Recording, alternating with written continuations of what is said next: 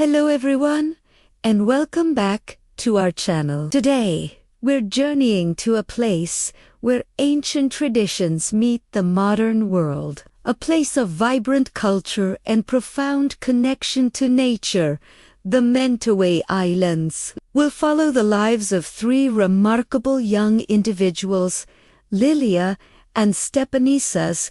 They navigate their unique paths in a rapidly changing world. Our story begins in the quiet morning light, after a long, sacred ritual. For young Mateus, life became a delicate dance between two worlds. By day, he was a diligent student, his mind filled with poetry, maps, and the logic of mathematics. He found joy in learning, his pen scratching across the pages of his notebook, capturing the world around him. But when school was done, another classroom awaited him. The vast, green expanse of the forest. He would follow his father Stepanus deep into the heart of the jungle. Together, they picked taro, their hands digging into the rich earth. They gathered rattan, its tough vines a testament to the forest's strength. And Mateus would watch, fascinated, as his father's skilled hands repaired the boats that were their lifeline to the world. He learned not just with his mind, but with his hands, his heart, and his spirit. One afternoon, sitting by the Siloanan River, Mateus wrote in his journal, "Today, the Siloanan River is calm," he penned. Hornbills circle the trees. My father's tattoo design symbolizes the flow of water, a reminder to always stay humble. For Mateus, every line of ink on paper was a bridge between the lessons from his teachers and the ancient wisdom of his people. While Mateus chronicled their world in words, his friend Lilia was on a different but parallel journey. She was training to become a psychare asterisk, a traditional Mentawai healer. Her mentor, the elder Amabaga, guided her through the forest's natural pharmacy. Lilia learned the rhythmic art of pounding roots, the alchemy of turning forest leaves into potent potions, and the power of chanting ancient healing songs that had been passed down through countless generations. Her voice, once that of a young girl, began to carry the weight and wisdom of her ancestors. She was learning to listen to the whispers of the plants, to understand the spirit of the forest, and to heal her community not just with medicine, but with faith and tradition. Sometimes Lilia and Mateus would work together, their separate paths converging. Under the guidance of the elders, they would plant bananas, their actions a sacred marking of the land. Each sapling they planted was a promise to the future, a reaffirmation of their bond with the earth that sustained them. Their friendship was a beautiful reflection of their world, a blend of poetry and potions, of scholarly pursuits and spiritual practice. Meanwhile, Stepanus, Mateus's father, was becoming a master of his craft. Boat making wasn't just a skill for him, it was a deep philosophy. He would share his wisdom with his son as they worked on the smooth, curved hulls of their longboats.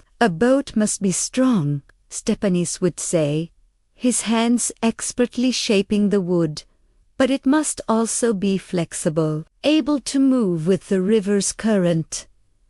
He taught Mateus that the wood came from their forest, a gift from the land. The water it would sail upon flowed from the river of their ancestors. "Cut it wrongly," he warned, his voice serious, "and the boat will sink. You must respect the wood, understand its spirit, just as you respect the river."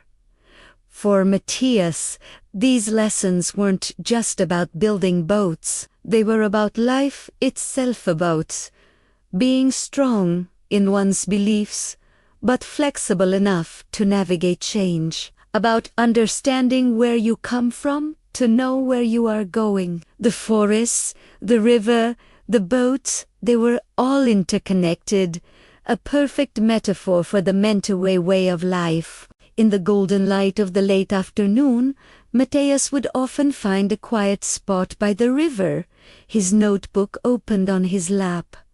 He wrote about everything. He described the vibrant rituals for calling upon the guardian spirits of the fields, the energetic dances with headdresses of feathers, the hypnotic rhythm of bamboo gongs echoing through the village. He wasn't just writing stories. He was preserving a soul. His words had a power that traveled beyond the riverbank. His writings, filled with the richness of his culture, became main reading materials at his school. Teachers from the city, hearing of this talented young boy, would invite him to read his stories on special days. Through his voice, the world began to hear the story of Mentawai, not as a forgotten relic, but as a living, breathing culture. Mateus was becoming a storyteller for his people, his words a bridge connecting his home to the outside world. But just as a new chapter of hope and recognition was beginning, a shadow fell over the community. News arrived that a large logging company had set its sights on their ancestral forest. The village, once filled with the sounds of gongs and laughter, grew quiet and anxious. The company came with promises of money and progress, words that tempted some who struggled to make ends meet. But the elders, who had seen such promises before, were deeply worried. They knew the true costs of progress. That night, a sense of urgency hung in the air. Mateus, Lilia, and Stepanus gathered in the asterisk, the traditional longhouse. They knew this was a moment that would define their generation. They called all the young people of the village to join them. The time for quiet observation was over. It was time to act. The flickering torchlight illuminated their determined faces. Lilia, her voice now filled with the authority of a future healer, stood up and spoke first. Her words were firm, resonating with conviction. "We must talk," she declared, her gaze sweeping across the faces of her peers. "Our forest is not just trees to be cut down. It is our home. It holds spirits. It provides our medicine. It gives us the materials for our boats. It is our playground and our classroom."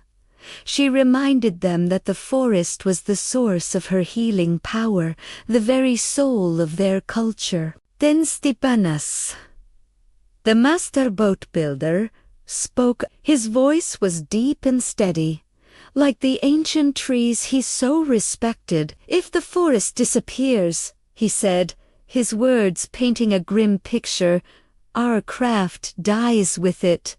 Boats can no longer be made. The river water, without the trees to hold the soil, will turn murky and lifeless. Our connection to our ancestors, which flows through this river, will be broken." His practical wisdom grounded their fight in the reality of their daily lives. Finally, it was Mateus's turn. He held not a tool or a medicinal herb, but his pen and his notebook, his chosen weapons. He looked at his friends, at the faces of the youth of Mint, and his voice rang with the passion of a poet and the resolve of a leader. "I will write," he announced. "I will write a letter to the government. I will write to the world. I want everyone to know that the children of Mentawai will never abandon our forest and our traditions." In that moment, 3 different paths converged into one powerful movement. The storyteller, the healer, and the craftsmen united by their love for their home, ready to fight for their future. Their story is a powerful reminder that true strength comes from community and that the youngest voices can often be the most powerful. Thank you so much for joining us on this incredible journey to Mentawai. If this story moved you, please give this video a thumbs up and consider subscribing to our channel for more stories from around the world. We'd love to hear your thoughts in the comments below. Until next time, stay curious and stay connected.